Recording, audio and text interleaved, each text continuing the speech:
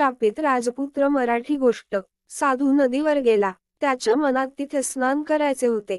नदीवर गेल्यावर घोड्याने माशाचे रूप घेतले आणि पाण्यात उडी घेतली। साधूने तो मासा पकडला। इतक्यात एका घारीने झडप घालून तो मासा उचलून नेला। त्याबरोबर साधू ससणा होऊन घारीच्या मागे लागला। तेव्हा घारीने भयाने तो मासा खाली टाकून दिला। तो मासा सुदैवाने एका राजकन्याच्या बागेत पडला।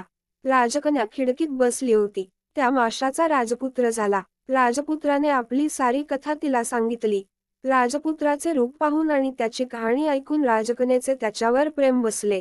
तिने त्याच्याशी लग्न केले। त्यानंतर तो राजपुत्र मोत्यांची माळ झाला।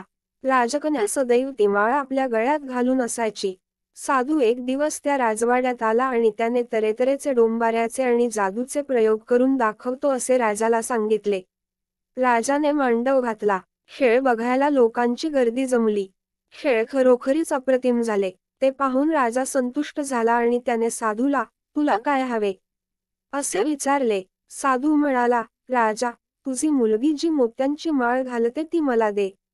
राजकन्येने माळ देण्याचे नाकारले, पण मागाहून वडिलांनी सांगितले तेव्हा तिने ती माळ जमिनीवर टाकली। त्याबरोबर माळ तुटली आणि मोती विखुरले। मोती विखुरल्यावर साधूने कोंबड्याचे रूप घेतले आणि तो एक मोती गिळणार इतक्यात त्या मोत्यांनी मांजराचे रूप घेऊन कोंबड्यावर झडप घालून त्याला ठार केले। त्याबरोबर तो राजपुत्र आपल्या खऱ्या स्वरूपात प्रगट झाला। तेव्हा सर्व लोकांना फार आनंद झाला।